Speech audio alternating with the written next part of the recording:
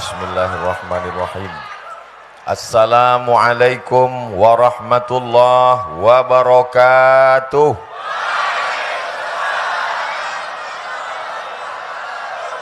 Apa kabar semua jamaah? Alhamdulillahi rabbil. Apapun yang terjadi dalam hidup ini kita tetap mengucapkan alhamdulillah. Terbuka pintu mata, terbuka pintu kamar, terbuka kelopak mata, melihat masih terang benderang, kita katakan alladzi ahyana ba'dama amatana wa ilaihin nusyur. Terbuka pintu mata, gelap gulita, terdengar suara marrabbuka. Tetap kita katakan alhamdulillah. Segala puji bagi Allah. Buktinya di awal sholat kita katakan alhamdulillahi rabbil alamin. Hilang nyawa kita, tetap kita puji Allah, karena kita tetap kembali kepada Allah. Inna lillah. Hilang suami, dilarikan pelakor. Inna lillah wa inna ilaihi raji'un. Mudah-mudahan semuanya sehat walafiat. Cukup Allah sebagai penolong. Hasbunallah. Kalau hasbuna artinya cukuplah penolong kami. Tapi kalau cukup saya saja, hasbi. Santoso, senang dan bahagia. Hasbi santoso, cukup aku saja, kamu sudah senang dan bahagia. Tak perlu hadir bupati. Pak Bupati di tengah kesibukannya, di tengah usianya, beliau masih kuliah S3 dan hari ini beliau ujian. Maka beliau izin, Ustadz Somad, saya mesti ke Mataram karena Bupati tidak bisa ujian online. Anak SD bisa. Ini perlu saya jelaskan supaya tak ada dusta di antara kita. Diwakili oleh Bapak Asisten Al-Mukarram Bapak Haji Hasbi Santoso. Cukup dengan aku, kamu sudah senang dan bahagia. What is a name? Nama. Apalah arti sebuah nama? Tapi dalam Islam nama adalah doa. Ibu kalau ada yang hamil, kasih nama anaknya Hasbi Santoso. Cukup aku, kamu sudah bahagia. Jangan yang lain. Para tuan-tuan guru, para alim, para ulama, para habaib yang tak dapat saya sebutkan satu persatu. Hadirin hadirat, muslimin muslimat, mukminin mukminat yang belum kawin maupun belum sunat. Insya Allah semuanya dimuliakan Allah Subhanahu wa ta'ala. Tadi begitu Pak Asisten memberikan kata sambutan, yang lain langsung mengatakan berdiri, berdiri, berdiri. Karena mereka khawatir saya duduk juga. Begitu saya berdiri, mereka mengatakan masker, masker, masker. Karena mereka takut saya tidak pakai masker. Dan yang paling mengerikan adalah kalau saya tidak pakai masker karena tidak ikut protokol kesehatan. Penjara, penjara, penjara. Maka dari awal sampai akhir masker ini saya pakai tapi di tangan. Nah, nanti kalau ada yang mengatakan, apa itu Abdul Somad? Ceramah di Lombok Timur, tidak pakai masker. Ini masker. Kenapa tidak dipakai? Jamaah nyuruh buka. Insya Allah semuanya baik-baik saja. Alhamdulillah.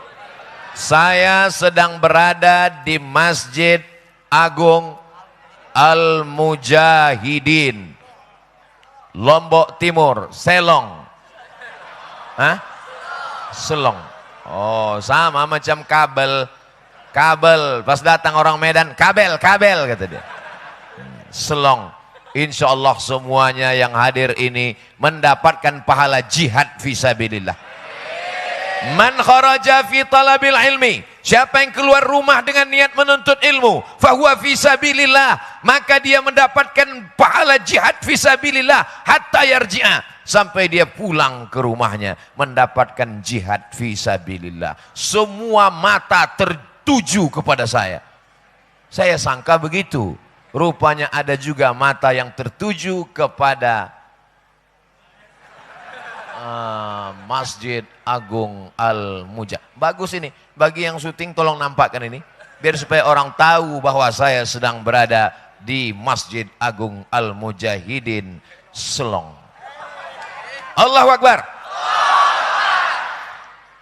Kabupaten Lombok Timur penduduknya 1,3 juta. Yang tak percaya hitung sendiri. Di antara semua kabupaten-kabupaten, ini termasuk kabupaten yang terbesar. Bangga atau tidak bangga? Tapi ingat, kalau besar, dia bisa mudah berpecah belah. Percikan-percikan api perpecahan seperti lalang kering. Begitu ada percikan api, dia bisa menjadi terbakar. Maka kehadiran Abdul Somad mudah-mudahan tidak memperpecah belah jamaah. A'udzubillahi minasyaitonirrajim. Wa'tasimu, berpegang teguhlah kamu bihablillah, dengan tali Allah. Yang dimaksud dengan tali Allah adalah Islam. La ilaha Muhammadur wala tafarraqu, janganlah kamu berpecah belah.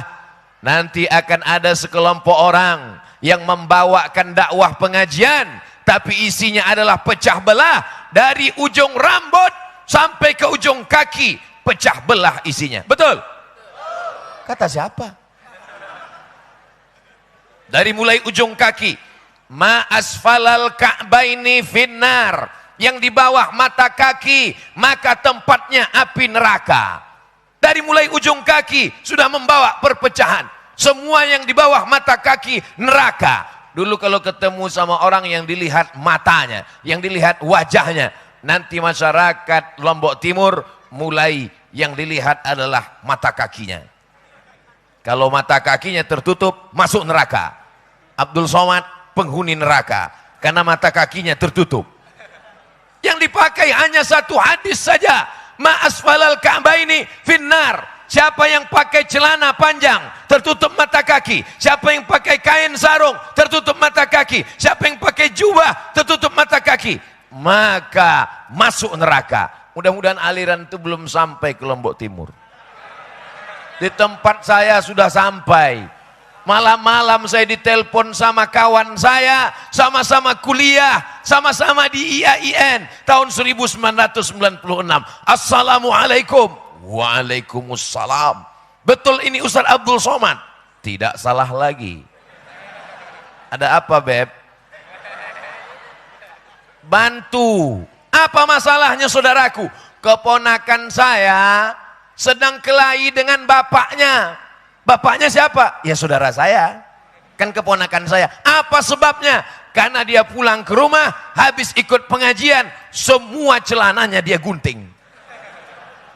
Akhirnya bapaknya marah. Kenapa kau gunting celanamu? Lalu kata anaknya, ma asfalal ka'baini finnar. Semua yang di bawah mata kaki masuk neraka. Tapi celana itu aku yang beli, uangnya uang aku. Kamu kan aku kasih belanja, kamu anakku. Bapak pun kalau pakai mata kaki tertutup masuk neraka. Jadi gimana solusinya Ustaz Somad? Lalu saya katakan, ini masalah sudah besar.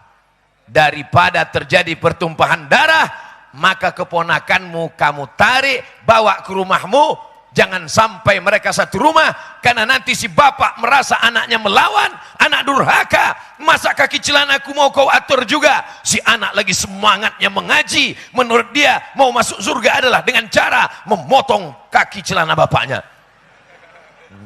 Bawa anaknya, pisahkan dengan bapaknya. Ini tidak bisa diceramahi karena semuanya sedang emosi.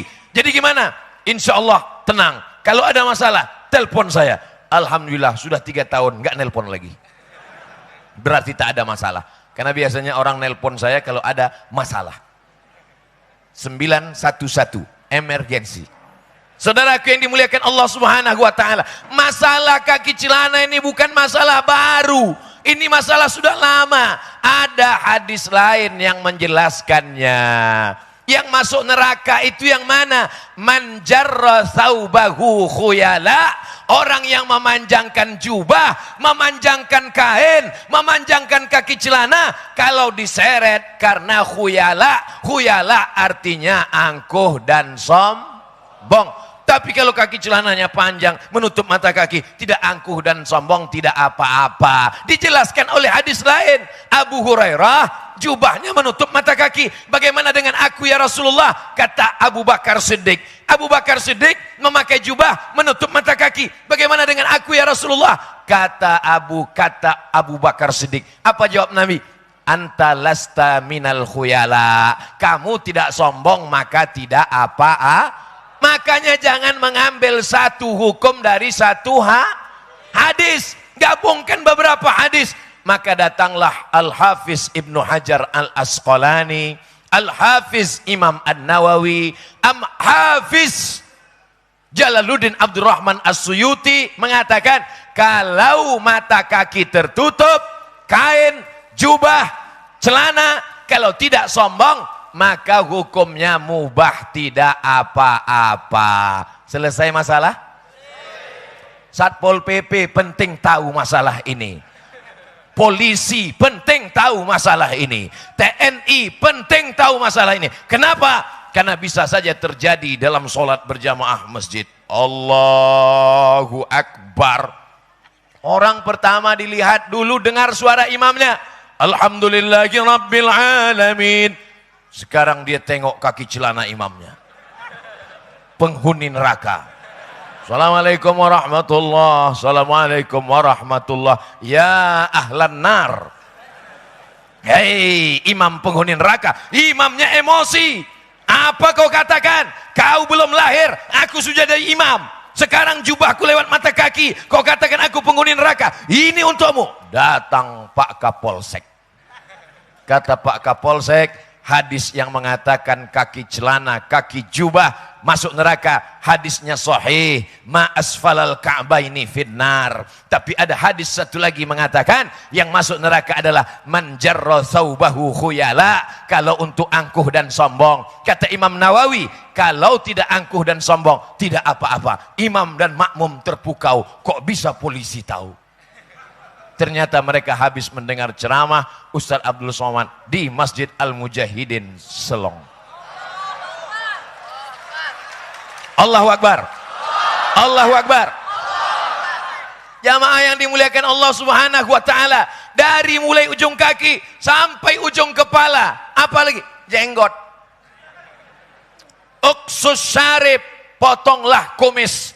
Wa'ful liha, biarkan jenggot.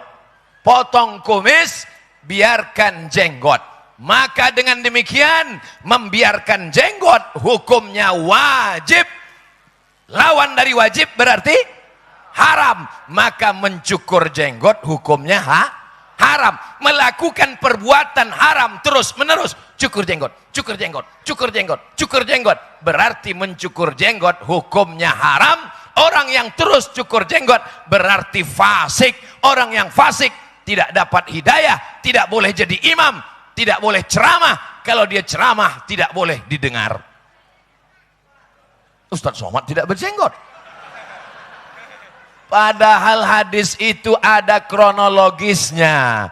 Di kota Madinah banyak orang Yahudi. Yahudi Bani Nadir, Yahudi Bani Quraizah, Yahudi Qainuqa, Yahudi Khaybar. Orang Yahudi kumisnya panjang, jenggotnya panjang. Sama-sama pakai sorban, sama-sama pakai jubah. Bagaimana cara membedakannya? Kata Nabi, khaliful Yahud. Bedakan diri kamu dengan orang Yahudi. Bagaimana cara membedakan dengan orang Yahudi? Uqsus syarib, potong kumis.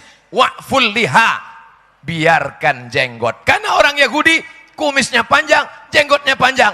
Maka untuk membedakan supaya ketemu Yahudi dengan Arab bentuknya sama, hidungnya sama-sama mancung, matanya sama-sama bulat, jenggotnya sama-sama panjang, sama-sama pakai jubah. Bagaimana cara membedakannya? Orang Yahudi kumis panjang, jenggot panjang. Orang Islam kumisnya potong, jenggotnya panjang. Maka dengan demikian ikhtilaf antar ulama. Kalau begitu memanjangkan sunnah, maka mencukur hukumnya tidak sampai pada haram. Tapi yang disampaikan satu saja. Akhirnya orang menilai saudaranya, tengok atas, tengok bawah.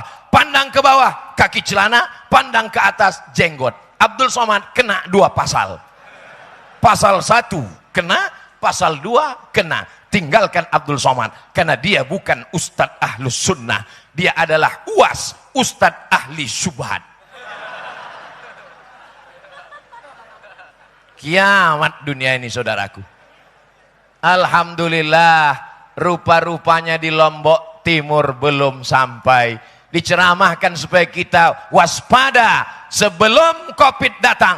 Kita sudah siapkan masker, sudah siapkan protokol kesehatannya, sedia payung sebelum, bisa sebelum pundan, bisa juga sebelum panas. Jamaah yang dimuliakan Allah Subhanahu wa taala, nanti umat ini kelahi hanya gara-gara jenggot. Apa kata yang berjenggot melihat yang tidak berjenggot? Kamu tidak berjenggot seperti, maaf cakap. Tapi yang sudah berjenggot jangan gara-gara ceramah ini lalu pulang nyukur jenggot. Yang sudah berjenggot bagus, yang belum punya jenggot beli kemiri biar supaya tumbuh jenggot. Yang sudah berjenggot jangan diejek. Kamu berjenggot seperti kambing. Kata kambing, kamu anjing. Akhirnya kelahi anjing sama kambing. Yang ketawa? Insya Allah semuanya baik-baik saja. Masih banyak beban yang perlu kita pikirkan. Yang kita pikirkan apa? Ini alam Lombok Timur cantik luar biasa. Gunungnya Masya Allah. Lautnya indah. Ada lautnya? Ada. Soalnya saya pernah ceramah ke satu daerah. Pantainya luar biasa. Selesai ceramah. Mohon maaf Pak Ustadz, kita nggak punya pantai. Alamnya terkembang, alamnya indah, turis-turis berdatangan. Yang perlu kita antisipasi adalah jangan sampai anak-anak muda kita murtad. Betul? Adapun masalah khilafiyah kaki celana, masalah khilafiyah jenggot, ini tidak sepakat ulama. Ada yang mengatakan haram, ada yang mengatakan makruh, ada yang mengatakan sunat, ada yang mengatakan wajib. Perbedaan pendapat di kalangan mazhab itu biasa. Mazhab yang paling tua Hanafi, mazhab nomor 2 Maliki, mazhab nomor 3 Syafi'i, mazhab nomor 4 Hambali. Kita sudah diajarkan 4 mazhab, semuanya Ahlus Sunnah wal. Tapi ada yang ulama sepakat bahwa orang yang murtad meninggalkan Islam maka kafir, neraka jahanam tempatnya. Mudah-mudahan anak-anak kita semuanya selalu dalam la ilaha illallah Muhammadun Rasulullah. Ternyata kalau pakai baju baru ini panas ya. Tadi saya dari Mataram pakai baju putih sampai di Selong. Trauma saya bilang salah Selong tadi. Disuruh ganti baju. Gimana batik saya ini? Bagus. Anda ingin dapat batik Selong? Hubungi nomor kontak berikut ini. Jadi kalau ada bapak ibu yang punya perusahaan, usaha UMKM, usaha menengah kecil mandiri, masyarakat punya usaha, tinggal potong video saya tadi, nanti di share di Instagram, di Facebook, isikan nomor handphonenya. Nah, masalah berapa royalti nanti kita bicarakan. Umat Islam mesti kaya, betul? Tidak ada khilafiyah tentang masalah ini. Siapa yang bisa bangun masjid sebesar ini kalau bukan Pemda? Betul, masjid Pemda. Siapa yang mewakafkan tanahnya? Umat Islam jangan mati sebelum bangun masjid. Setuju? Man bana masjidan. Siapa yang bangun masjid? Banallah mislahu baitan fil jannah. Dibangunkan Allah untuknya satu tempat di surga. Kamu usahanya apa sekarang? Saya buat batik Pak Ustadz. Alhamdulillah maju batiknya. Ya kira-kira 3 kontainer lah ekspor ke Jepang. Majunya gara-gara apa? Gara-gara video Ustadz kemarin. Loh, kamu dapatkan videonya di mana? Kamu bawa kamera? Enggak. Terus saya ambil dari channel Ustadz Abdul Somad Official. Subscribe, like, share, and comment. Allahu Akbar. Ada masalah-masalah yang kita perlu berlapang dada menerima perbedaan. Masuk waktu sholat. Innallaha wa malaikatahu yusalluna 'alan nabi. Ya ayyuhalladzina amanu sallu alaihi sallu alaihi wa sallimu taslima. Allahu akbar, Allahu akbar. Anak muda semangat azan di masjid, membaca innallaha wa malaikatahu. Tiba-tiba dipanggil sama Pak RT. Sini. Membaca innallaha wa malaikatahu sebelum azan adalah bid'ah, wa kullu bid'atin dhalalah wa kullu dhalalatin finnar. Anak mudanya down. Padahal dia baru itulah azan pertama kali dan pagi tadi masih mabuk. 10 tahun aku mabuk sakau, tidak ada orang melarangku. Hari ini aku taubat azan, disitulah dikatakan perbuatanku bid'ah. Kalau begitu bagus aku mabuk lagi gitu. Dari mana cerita orang melarang innallaha wa malaikatahu? Ada seorang yang buta, mohon maaf, tunanetra, tak bisa melihat. Muazin, setiap dia azan, innallaha wa malaikatahu yusalluna 'alan nabi ya ayyuhalladzina amanu sallu alaihi wa sallimu taslima. Allahu akbar, Allahu akbar. Diperingatkan dia, hei muazin buta, kalau azan aja, jangan pakai innallaha wa malaikatahu. Besok dia azan lagi, innallaha wa malaikatahu. Akhirnya suatu hari pas dia mau azan dipancung kepalanya. Begitulah kalau dia punya kekuasaan. Siapa saja yang tidak mau dilarang karena dianggap melakukan perbuatan bid'ah, pancung kepalanya, halal darahnya karena dia fasik.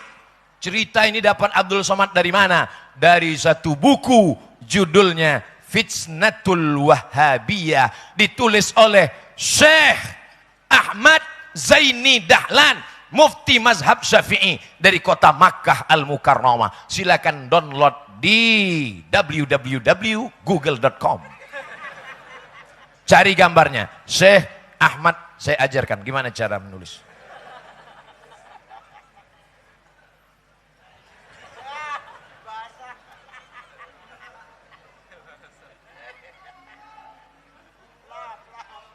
Allahu Akbar. Syekh Alif Lam Shin Ya Kha, Syekh Ahmad Zaini Dahlan, pakai H kecil, Dahlan. Syekh Ahmad Zaini Dahlan. Ini orangnya, ini kitabnya. Yang warna jingga kitabnya. Ini orangnya yang menulis kitab. Tinggal download saja. Dalam kitab ini dia katakan, ada seorang muazin membaca innallaha wa malaikatahu karena tidak mau dilarang, dipancung kepalanya. Siapa Syekh Ahmad Zaini Dahlan? Tahu Syekh Muhammad Hasyim Asy'ari? Tahu?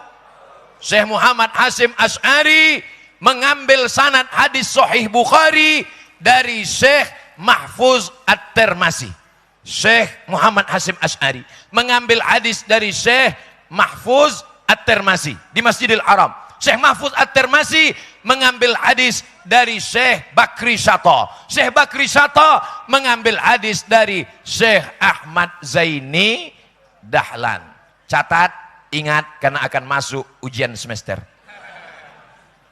Syekh Muhammad Hasyim Asy'ari mengambil hadis dari Syekh Mahfuz Tirmidzi. Syekh Mahfuz Tirmidzi mengambil sanad hadis dari Syekh Bakri Syato.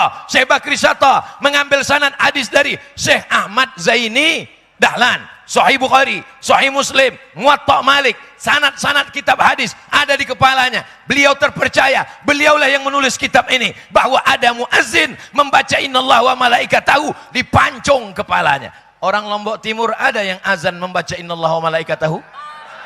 Ada. Siap-siap dipancung kepalanya. Lalu kemudian anak ini ngadu ke saya. Datang waktu saya masih jadi dosen. Ustadz Somad, apa hukumnya baca innallaha wa malaikatahu? Bagus. Tapi Pak RT ngelarang saya. Katanya baca innallaha wa malaikatahu itu bid'ah. Bid'ah dhalalah, masuk neraka. Lalu saya bilang, kau tinggal di masjid di tempat Pak RT? Iya Pak Ustadz. Nanti kalau saya baca innallaha wa malaikatahu, saya diusir dari sana. Oke, kalau gitu nggak usah lagi baca innallaha wa malaikatahu. Jadi buat aja pengumuman, ladies and gentlemen, all of our brother Wahai saudaraku di sekeliling masjid, nanti ketika aku sebut nama Muhammad, bersolawatlah, bersolawatlah, bersolawatlah. Asyhadu anna Muhammadar Rasulullah. Allahumma salli ala Sayyidina Muhammad wa ala ali Sayyidina Muhammad. Sekarang saya tanya, mana yang lebih bagus? Hai saudaraku sekeliling masjid, kalau ku sebut nama Muhammad, berselawatlah, berselawatlah. Bagus pakai pengumuman atau innallaha wa malaikatahu? Pancung kepalanya. Sama seperti imam mau sholat. Apa kata imam? Sawus sufuf, luruskan shaf. Fa inna taswiyatas sufuf min tamamis shalah. Itu makmum sudah tahu atau enggak tahu? Sudah tahu. Masalah meluruskan shaf makmum kan sudah tahu. Kenapa tetap disuruh diingatkan? Supaya ingat, supaya jangan lupa. Hafal kaji karena diulang. Pasal jalan karena selalu dilalui. Diingat, diulang-ulang. Saya sudah banyak masjid sholat. Belum pernah imamnya ngomong, jamaah saya tidak nyuruh lagi karena kalian udah tahu semua, terserahlah mau lurus mau enggak. Imam tidak boleh angkat tangan takbiratul ihram sebelum dia berpesan kepada makmum, sawus sufuf. Kalau di Makkah, istau, i'tadilu, tarasu, saddul furaj, saddul halal, luruskan shaf, luruskan barisan. Kenapa orang diingatkan? Begitu juga dengan azan. Banyak ketika azan dikumandangkan, dia tidak bersolawat. Asyhadu anna Muhammadar Rasulullah. Kiki. Tengok TikTok. Asyhadu anna Muhammadar Rasulullah. Kelepak bala 6. Diingatkan dia sebelum azan. Innallaha wa malaikatahu yusalluna 'alan nabi ya ayyuhalladzina amanu sallu alaihi wa sallimu taslima. Sebelum azan sudah muncul khilafiyah, setelah azan pun begitu juga. Allahumma rabb hadhihi ad-da'wati at-tammati was-salatil qa'imah ati sayyidana Muhammadan al-wasilata wal fadilah wasyarafa wad-darajatal 'aliyatar rafi'ah wab'athu Allahumma maqaman mahmudan alladzi wa'adta innaka la tukhliful mi'ad. Kalau doa-doa aja jangan angkat-angkat tangan. Mengangkat tangan Allahumma rabb hadhihi ad-da'wati tammah bid'ah wa kullu bid'atin dhalalah wa kullu dhalalatin finnar. Orangnya baru taubat pagi tadi. Selama ini aku angkat tangan minum khamar, kalian diam. Sekarang aku angkat tangan berdoa kepada Allah, kalian marah. Nah ini intinya. Akhirnya umat ini hancur lebur kacau balau. Sementara kita di masjid, pintunya boleh banyak, lantainya boleh banyak, tapi kiblatnya tetap satu. La ilaha Muhammadun. Saya ingin dengan tausiah ini kita merapatkan barisan, menyatukan pandangan, mengatakan dalam diri kita, nata'awan fi mattafaqna, mari kita berlapang dada menerima perbedaan, nata'adzar fi makhtalafna, mari kita berlapang dada menerima khilafiyah, wa nata'awan fi mattafaqna, mari bekerja sama untuk izzahnya Islam. Allahu Akbar.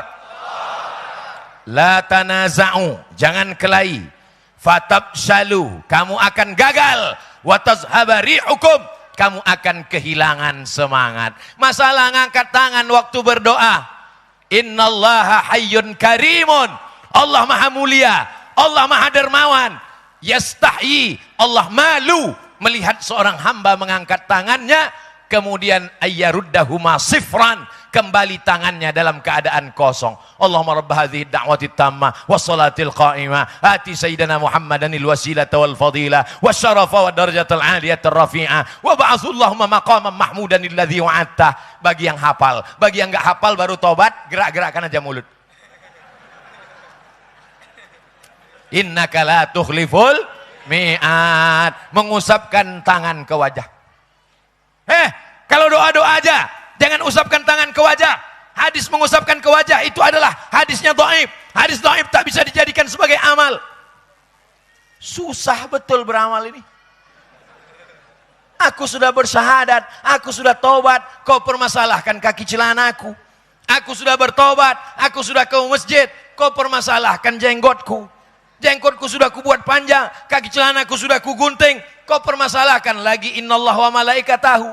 Hidup ini menjadi masalah. Padahal aku ke masjid mau menghilangkan masalah. Sampai di masjid aku menjadi sumber masalah. Apa sih mau lo? Hadis tentang mengusap wajah, maka hadisnya ada dalam kitab Bulughul Maram min Adillatil Ahkam, ditulis oleh Al-Hafiz Ibnu Hajar Al-Asqalani. Memang betul hadisnya dhaif. Hadis mengusap wajah diriwayatkan Imam Tirmidzi, hadisnya dhaif, tapi karena jalurnya banyak maka derajatnya naik menjadi hadisun hasan. Yang mengatakan hadis mengusap wajah habis berdoa hadis hasan bukan Abdul Somad, apalagi Pak Hasan. Yang mengucapkannya adalah Imam Al-Hafiz. Kalau disebut Hafiz, hafal hadis 300.000 hadis. Ibnu Hajar Al-Asqalani. Ada Imam Al-Hafiz Ibnu Hajar Al-Asqalani dalam Bulughul Maram min Adillatil Ahkam mengatakan hadis selesai doa mengusap wajah, hadisnya hasan karena jalurnya banyak.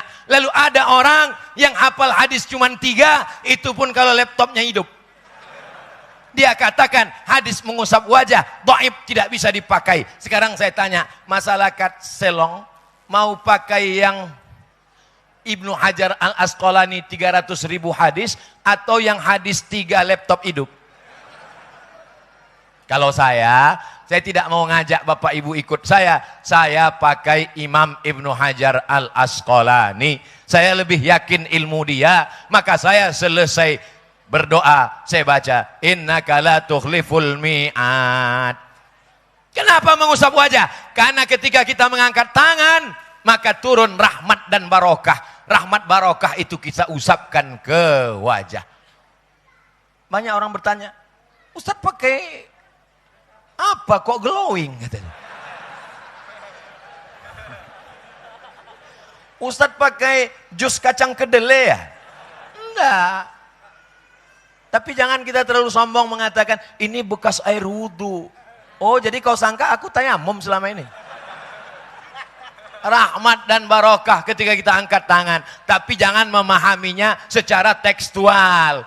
Nanti kalau dianggap orang rahmat turun ke tangan kita, lalu kemudian yang satu mengangkat tangannya, yang satu mengatakan saya tidak mau tangannya terpisah jauh, saya angkat dekat, karena kalau terpisah nanti keluar dari tengah. Oh, kalau begitu bagus kau bawa ember. Cara berdoa yang pertama, telapak tangannya menghadap ke langit. Cara berdoa yang kedua, telapak tangannya menghadap ke wajah. Cara berdoa yang ketiga, ketika tentang tolak bala, telapak tangannya menghadap ke depan. Allahumma dafa'annal ghala wal waba wal fahsya wal riba wal zina wal munkar. Begitu kata Imam An-Nawawi dalam kitab Al-Adhkar. Imam Nawawi meninggal tahun 676. 400 tahun setelah Imam Syafi'i. Beliaulah yang merevisi mazhab Syafi'i. Karena 400 tahun banyak sekali qala yaqulu qala qila fulan. Maka direvisi Imam Nawawi, imam besar dalam mazhab Syafi'i. Telapak tangan ke atas, menghadap wajah atau ke depan. Saya selalu yang ke wajah Pak Ustadz, baik. Saya berdoanya ke atas Pak Ustadz, baik. Nabi kalau berdoa tangannya ke atas, naik Nabi ke atas mimbar. Ini masjid apa musola? Masjid, mimbarnya mana? Ini mimbar. Masya Allah tabarakallah. Nabi kalau sholat naik dia ke atas mimbar, lengan jubah Nabi panjang, besar, lebar. Maka ketika tangannya diangkat, turun lengan bajunya. Sahabat yang di bawah mengatakan, kami melihat tangan Nabi terangkat sampai terlihat bayadha ibtaihi, nampak putih ketiak Nabi. Nabi ketika mengangkat tangannya, jubahnya turun, nampak putih ketiak Nabi. Itu hebatnya Nabi. Bukan cuma wajahnya yang putih, ketiaknya pun putih. Orang kita wajah putih, ketiak hitam. Bisa dilihat di iklan televisi. Anak gadis sedang menyetop mobil di jalan tol, ketiak hitam. Habis tabrakan-tabrakan orang gara-gara melihat ketiak hitam. Apa makna hadis ini? Nabi mengangkat tangan ke atas saat berdoa. Allahumma hdina fiman hadait wa afina fiman afait wa tawallana fiman tawallait. Aghithna, turunkan hujan saat istisqa, mengangkat tangan. Sekarang ada pula orang berdoa ngangkat tangan, tangannya diletak di atas paha aja. Orang yang berdoa malas-malasan itu sama artinya dengan terserahlah Allah mau kasih enggak pun enggak apa-apa. Kalau kita berdoa kita serius kepada Allah, istajib doa'ana, kabulkan doa kami ya Allah. Nanti selesai acara kita akan berdoa bersama insyaallah. Ibu-ibu jangan berkecil hati karena ibu lebih tinggi, insyaallah doanya lebih makbul. Hebatnya masyarakat Lombok Timur, Selong. Sudah betul penyebutannya? Selong. Hebatnya. Kenapa? Karena masjidnya bertingkat. Jangan-jangan di atas masih ada yang dengar lagi? Ada satu, ada dua. Ini naiknya ada tangganya. Masya Allah, tabarakallah. Yang paling uniknya masjid ini adalah tidak pakai pintu. Menunjukkan di Selong tidak ada maling, tak ada pencuri. Bagaimana mau menutup pintu selebar ini? Artinya terbuka, kipas anginnya banyak, lampunya bagus, luar biasa. Tapi yang paling penting bagi saya adalah ada jam dinding. Nah, ini penting karena banyak ustadz nggak tahu dia kapan mau berhenti. Mana jamnya tidak ada. Masya Allah. Tapi saya pernah juga kena prank, pos ceramah, tengok nggak berubah-berubah. Rupanya baterainya habis. Ini jamnya bagus. Jadi penceramah itu banyak jamaah tidak tahu, akhirnya dia bingung, ini selesainya jam berapa. Tapi kalau jamaah Ustaz Abdul Somad sudah tahu, karena Ustaz Somad ceramah pasti 600 ml, ya, 60 menit. Kecuali di Masjid Mujahidin, karena botolnya kecil 300 ml. Tetap 600 ml. Kita jaga persatuan. Masjidlah tempat orang bersatu. Kiblatnya berapa? Satu, fawalli wajhaka syatral masjidil haram. Fawalli, hadapkanlah wajhaka. Wajah kata tuan guru. Fawalli, hadapkanlah wajhaka. Kalau di kampung kami, your face. Hadapkanlah wajah. Sekarang saya tanya. Tadi adikku mengatakan wajahmu. Antum kalau sholat wajahnya ngelihat tempat sujud atau ke depan? Tadi katanya ke arah Masjidil Haram. Kok melihat ke bawah? Mazhab Maliki, menurut mazhab Maliki, hadapkanlah wajahmu ke arah Masjidil Haram, maka wajah menghadap ke depan. Allahu Akbar. Tapi di Selong tidak dipakai. Karena kalau di Selong menghadap ke depan, semua mata akan tertuju kepada running text. Baca dia. Kabupaten, hadirilah tablik akbar Ustadz Abdul Somad. Mazhab Syafi'i, sholatnya menghadap kemana? Yang menghadap ke Masjidil Haram dadanya. Sedangkan matanya menghadap ke tempat sujud arah kiblat.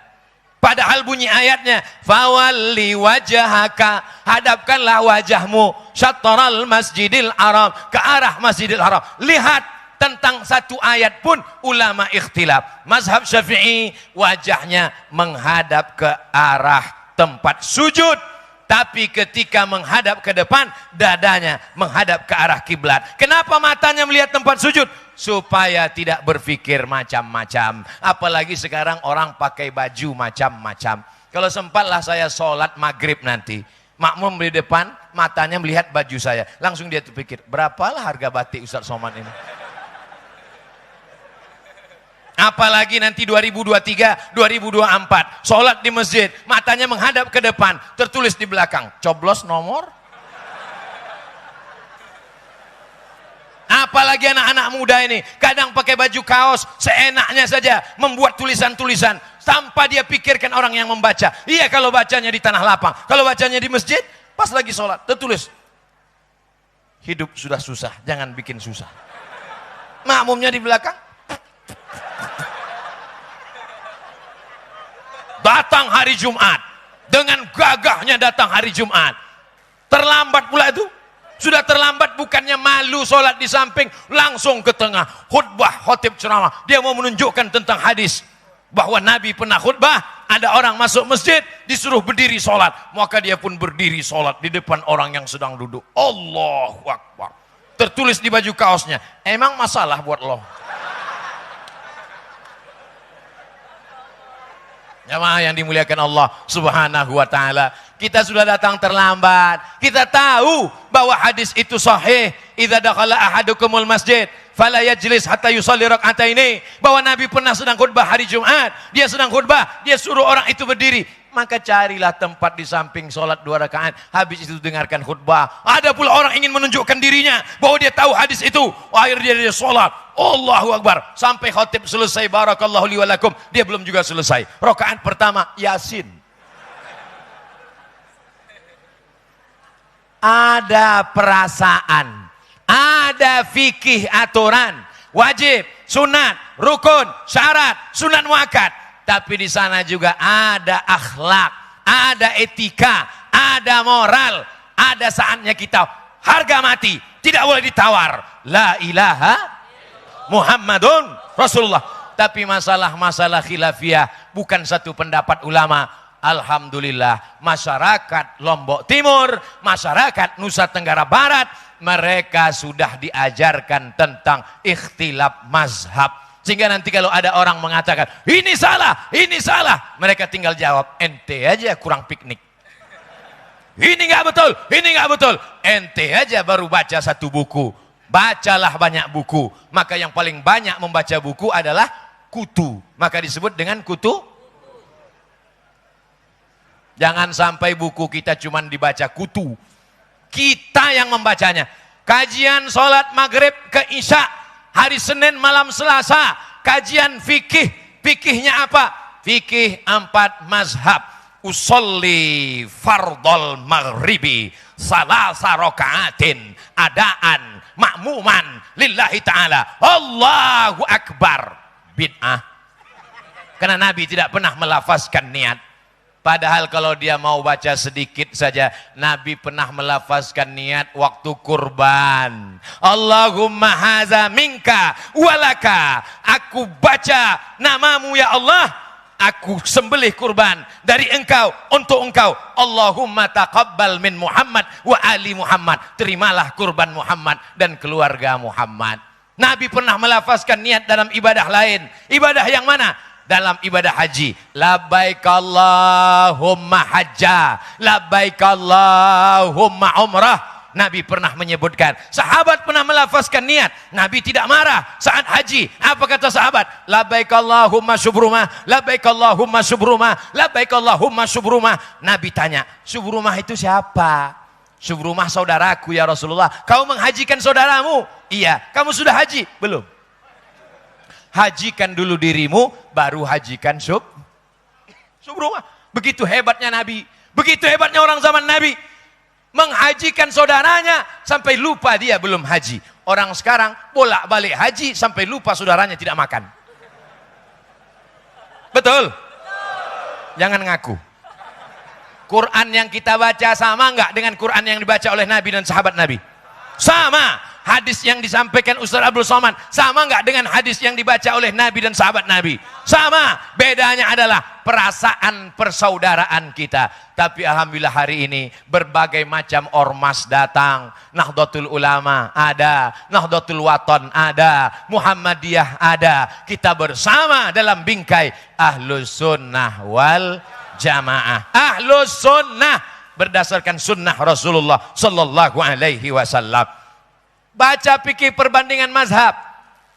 Alal madzahibil arba'ah. Al-fiqh alal madzahibil arba'ah. Menurut 4 mazhab. Paling tua Hanafi. Meninggal tahun 150. Nomor 2 Maliki. Meninggal tahun 179. Nomor 3 Syafi'i. Meninggal tahun 204. Nomor 4 Hambali. Meninggal tahun 241. Di Baghdad. Ustaz Somad bukan imam mazhab. Jangan ambil pendapat Hanafi, jangan ambil pendapat Maliki, jangan ambil pendapat Syafi'i, jangan ambil pendapat Hambali. Langsung saja ke Quran dan hadis Nabi. berarti kau imam mazhab yang kelima. Dua kemungkinan, Imam Samudra atau Imam S. Arifin. Kita langsung kembali ke Quran. Kita punya mata. Imam Syafi'i makan, kita pun makan. Imam Syafi'i minum, kita pun minum. Imam Syafi'i nikah, kita pun nikah. Imam Syafi'i hidup, kita pun hidup. Maka kita sama dengan Imam Syafi'i. Bodoh. Imam Syafi'i pulang dari masjid, telinganya dia sumbat, dia tutup. Pulang ke rumah. Sampai di rumah ditanya sama keluarganya, kenapa kau tutup telingamu Imam Syafi'i? Karena aku tidak ingin semua yang aku dengar dari masjid sampai ke pasar, sampai ke jalan, aku ingat semua. Kita ceramah Abdul Somad dari jam 2.15 sampai ke jam 3.45 menit dijamin 100% jamaah tak ada yang ingat. Kenapa Ustadz berani menjamin? Karena saya yang ceramah pun gak ingat apa yang saya sampaikan. Imam Bukhari 7.275 hadis Sahih Bukhari di kepala dia semuanya, dan itu dia seleksi dari 300.000 hadis, diseleksi dari 600.000 hadis. 600.000 hadis masuk hadis sahih, masuk hadis dhaif, masuk hadis palsu, direvisi jadi 300.000 hadis, diperkecil lagi menjadi 7.275 hadis. Tidak pakai laptop, tidak pakai handphone, tidak pakai www.google.com. Dari mana Imam Bukhari menyampaikan hadis? Imam Bukhari menyampaikan hadis dari Abdullah bin Maslamah. Abdullah bin Maslamah dari siapa? Dari Malik bin Anas. Malik bin Anas dari siapa? Dari Abu Zinad. Abu Zinad dari siapa? Dari Al-A'raj. Al-A'raj dari siapa? Dari Abu Hurairah. Abu Hurairah dari siapa? Dari Nabi Muhammad. Dari Muhammad dari siapa? Dari Jibril. Jibril dari siapa? Dari Allah Subhanahu wa ta'ala. Allah dari siapa Pak Ustaz? Kau siapa? Setan? Bersanad, berilmu, ngaji. Man la syaikha lahu fasyaitanu syaikhuhu. Siapa yang tidak berguru, maka setanlah gurunya. Kau dapat hadis ini dari mana? Langsung ke Nabi. Memang kau jumpa dengan Nabi? Tidak. Sanadmu ke Nabi siapa? Qala YouTube. Wa haddasani Google. Saudaraku yang dimuliakan Allah, masukkan anak ke pondok pesantren supaya dia jangan jadi orang yang kagetan. Kagetan jadi penyanyi dangdut, gak apa-apa, mudah-mudahan tobat sebelum mati. Tapi kagetan dengan agama, menyalahkan orang, mengatakan semua sesat, semua dhalalah, maka sesungguhnya kita nanti malu menghadap Allah Subhanahu wa ta'ala. Ikhtilaf, perbedaan mazhab, baca di fikih 4 mazhab. Kata Imam Al-Jazairi, apa kata beliau?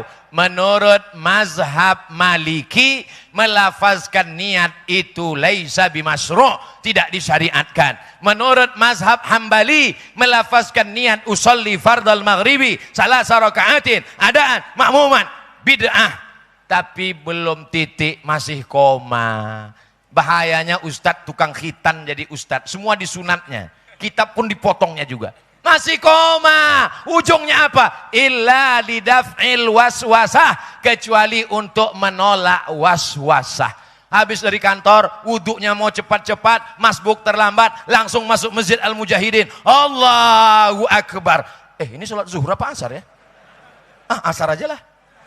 Nggak bisa. Innamal a'malu bin niat. Letak niat itu dalam hati. Mahallun niyati al-qalbu al-asbah wan nazair. Imam As-Suyuti, tempatnya dalam hati, tidak bersuara, tidak berbunyi, tidak berhuruf.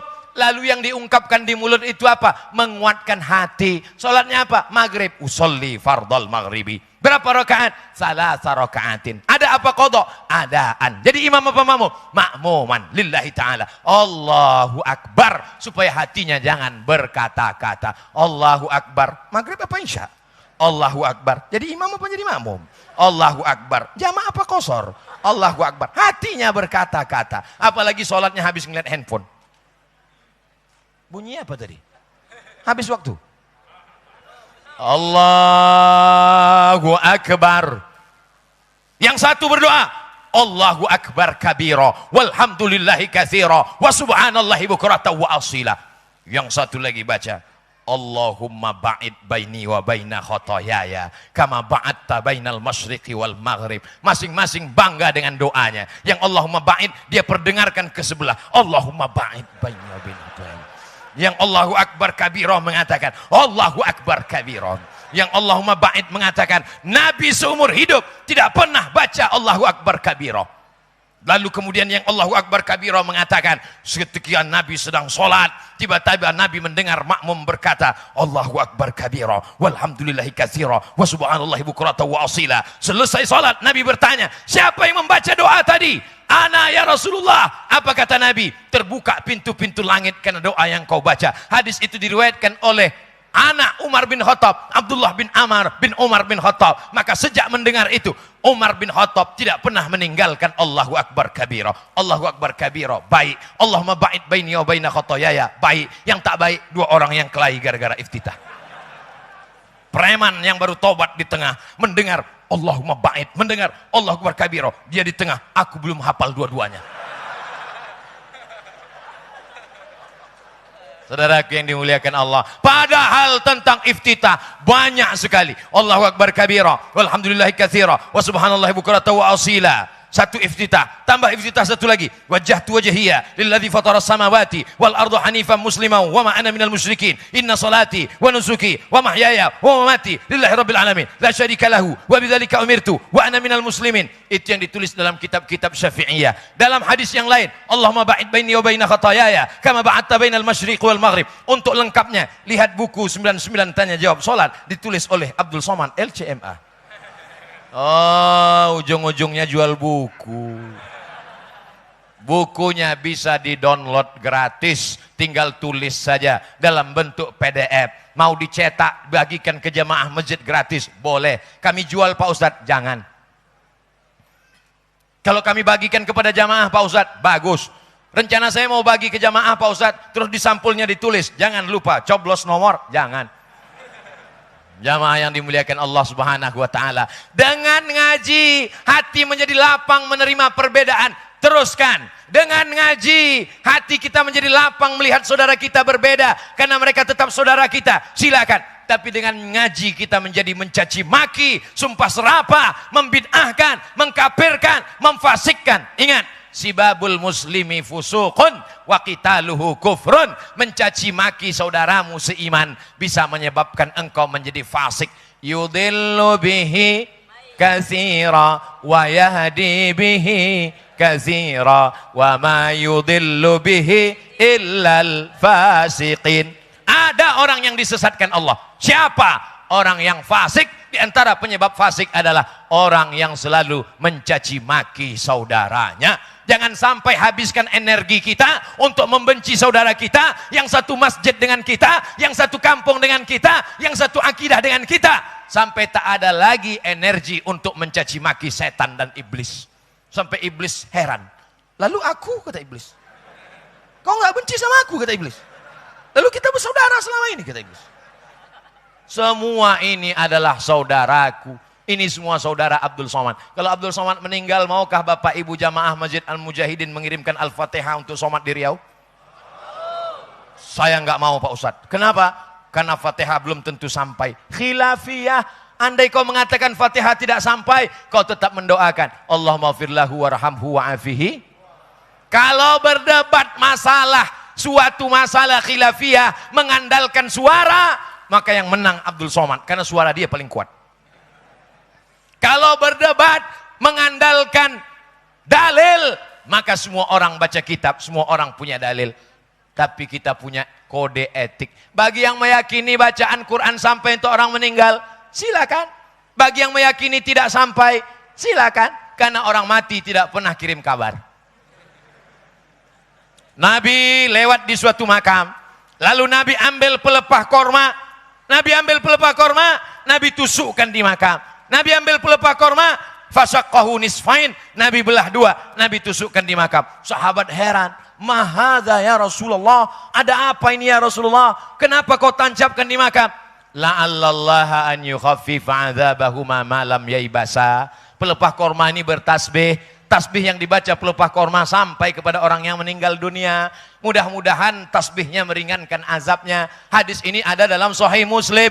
Kalau baca Sahih Muslim, nggak ngerti, baca syarah Sahih Muslim. Namanya kitab Al-Minhaj, syarah Sahih Muslim Ibn Al-Hajjaj, Imam Nawawi. Apa kata Imam Nawawi? Kalau tasbih pelepah korma sampai, apalagi bacaan Quran Abdul Somad. Yang ujung itu tambahan dari saya. Kalau tasbih pelepah korma sampai, apalagi bacaan Quran orang beriman.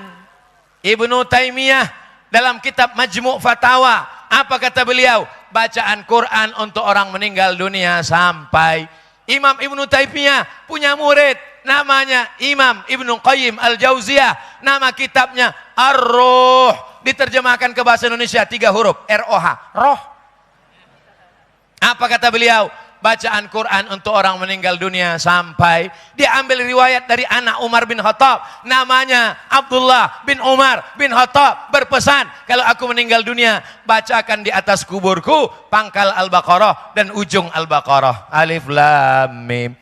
Dzalikal kitabu la raiba fihi hudal lil muttaqin alladzina yu'minuna bil ghaib wa yuqimuna shalah wa mimma razaqnahum yunfiqun walladzina yu'minuna bima unzila ilaika wa ma unzila min qablik wa bil akhirati hum yuqinun ulaika ala hudam min rabbihim wa ulaika humul muflihun. Ujung Al-Baqarah, lillahi ma fis samawati wa ma fil ard, sampai habis. Tapi nanti bacanya pas dikubur betul-betul sampai habis. Jangan ikut macam Abdul Somad tadi. Lillahi ma fis samawati wa ma fil ard, dan seterusnya. Sampai bacaan Quran. Bagi yang tidak mau baca Quran, tetap doa. Karena hadis tentang membacakan doa untuk orang mati. Doanya, hadisnya sahih. Salulahut tasbit. Doakan orang yang baru dikubur itu. Fa innahul an yus'al. Karena dia sekarang sedang disoal. Orang yang sudah mati, jangan lagi ditalkinkan. Karena talkin untuk orang mati tidak perlu. Padahal hadis talkin tentang orang meninggal dunia, hadisnya diriwayatkan sahabat Nabi Abu Umamah Al-Bahili, diperiksa oleh Imam Ibnu Hajar Al-Asqalani dalam kitab Talkhis Al-Habir, membaca talqin untuk orang sudah meninggal dunia. Hadisnya adalah hadis sahih. Di Selong kalau orang meninggal dunia masih dibacakan talqin. Talqin terbagi 2, talqin sebelum mati, talqin setelah meninggal, talqin sebelum meninggal, tidak ada khilafiyah. Laqinu mautakum, talqinkan orang meninggal dunia waktu mau sakratul maut. La ilaha La ilaha illallah. Karena tidak pernah menyebut la ilaha illallah. Itulah mengapa kita selesai sholat mengajak jamaah. Afdhalul dzikri fa'lam annahu la ilaha illallah. La ilaha illallah. Apa kata Syekh Abdul Wahab Asy'arani? Berzikir dari ujung rambut sampai ke ujung kaki. Bergetar. Sehingga jin-jin keluar setan. Makanya kalau kita meruqyah orang. Ada orang kerasukan setan. Baca ruqyahnya pelan apa kuat? Kuat. Allahu la ilaha illa huwal hayyul qayyum. La ta'khudhu. Mana ada orang baca Allahu la ilaha illa huwal hayyul qayyum la ta'khudhuhu sinatun wa la naum. Kata setan, ini serius apa enggak? Mana dalil ngusir setan dengan suara kuat? Mana dalil ngusir setan dengan suara kuat? Lihat ayat hadis tentang azan. Ketika azan dikumandangkan, Allahu Akbar, Allahu Akbar, Allahu Akbar, Allahu Akbar. Setan lari, wa alaiha duratun. Durat, kentut yang berbunyi. Fusa, kentut tak berbunyi tapi baunya luar biasa. Wa alaiha duratun. Ketika azan dikumandangkan, sampai setan lari terbirit-birit, terkentut-kentut. Itulah maka kita disuruh zikir kuat-kuat. Yang meyakini zikir kuat tak perlu menyindir kawan yang pelan, karena dia mungkin meyakini zikir pelan. Subhanallah, subhanallah. Jangan mentang-mentang meyakini kuat. Subhanallah, subhanallah. Kenapa mesti zikir kuat? Subhanallah, subhanallah, subhanallah, subhanallah. Li ta'limin nas, untuk mengajar makmum di belakang. Karena di makmum ada yang mu'alaf baru masuk Islam, ada yang sudah lama Islam tapi baru masuk masjid, Ada anak-anak kecil yang nggak tahu bacaan. Dia pulang ke rumah, ditanya sama emaknya. Nak, ya, imamnya tadi siapa? Ustaz Somad. Bunyi zikir selesai sholat gimana? Subhanallah, subhanallah, alhamdulillah, alhamdulillah, Allahu akbar, Allahu akbar. Allahumma la mani'a lima a'taita wa la mu'tiya lima mana'ta wa la radda lima qadaita wa la yanfa'u dzal jaddi minkal jaddu. Didengarnya subuh, didengarnya zuhur, didengarnya asar, didengarnya maghrib, didengarnya isya. Enggak juga hafal, bodoh. Anak-anak kita pasti hafal tanpa melihat. Kenapa? Karena sering mendengar. Inna sam'a, mendengar, wal basar, melihat. Mana lebih dulu? Ngelihat tulisan atau mendengar? Mendengar. Berapa banyak di antara kita mendengar, hafal Al-Fatihah, hafal Qul Huwallah, hafal Yasin, tapi nggak bisa baca Quran. Kenapa? Mendengar. Apalagi kalau Yasin rame-rame, hafal dia. Turja'un. Tadi Abdul Somad memulai tausiah jam 2.15, sekarang sudah sampai jam 3.15. 60 menit kita bersama. Kebersamaan kita ini mudah-mudahan tercatat sebagai amal soleh. Ketika nanti kita dipersilahkan Allah Ta'ala, orang-orang yang ada di Selong, di Lombok Timur, masuk surga, maka mereka pasti mencari-cari Abdul Somad. Ya Allah, Ustadz kami, guru kami Abdul Somad, walaupun cuma sekali datang ke Selong, mana dia? Kata malaikat, dia sudah lama nunggu kalian di VVIP. Amin kan? Begitu cara Abdul Somad minta doa orang-orang soleh. Ketika jamaah mengatakan amin, kata Allah, Somad masuk surga bukan karena amalnya, tapi karena doa orang soleh. Masukkan dia ke dalam surga Jannatul Firdaus. Ala hazihin niyah, untuk niat yang baik-baik ini kita jaga persatuan kita, jangan berpecah belah hanya karena masalah khilafiyah. Diturunkan Allah rahmat dan barakah. Al-Fatihah. A'udzubillahi minasyaitonir rajim. Bismillahirrahmanirrahim. Alhamdulillahi rabbil alamin. Ar-Rahmanir Rahim. Maliki yaumiddin. Iyyaka na'budu wa iyyaka nasta'in. Ihdinas siratal mustaqim. Siratal ladzina an'amta 'alaihim ghairil maghdubi 'alaihim waladdallin. Amin. Allahumma inna nas'aluka salamatan fid din. Selamatkan kami, anak-anak kami dalam ahlus sunnah wal jamaah. Wa'afiatan fil jasad. Sehatkan badan kami, jauhkan dari COVID, jauhkan dari semua penyakit ya Allah.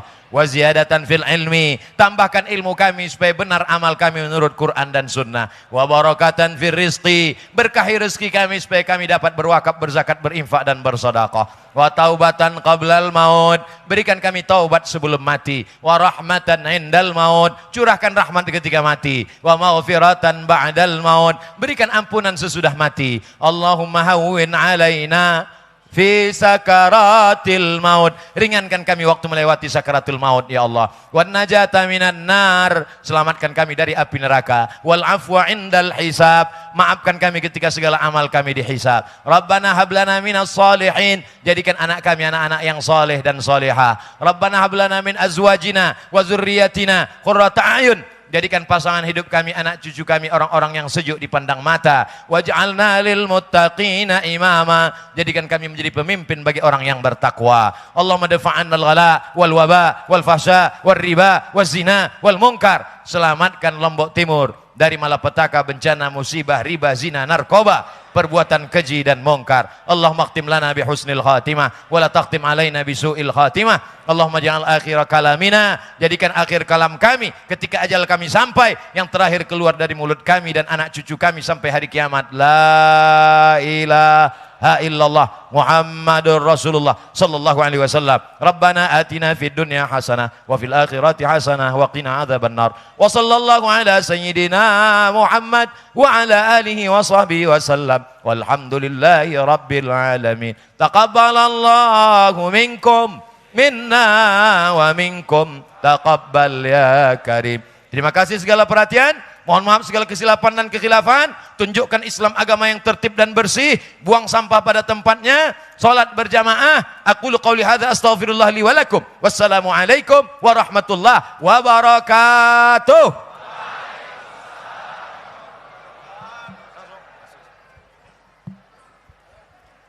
Hadirin yang dirahmati Allah, demikianlah pengajian kita pada siang hari ini. Dan sebagai ungkapan syukur kepada Allah Subhanahu wa taala atas telah terlaksananya acara ini, mari kita sama-sama tutup dengan melapaskan hamdalah. Alhamdulillahirabbil alamin. Wassalamualaikum warahmatullahi wabarakatuh.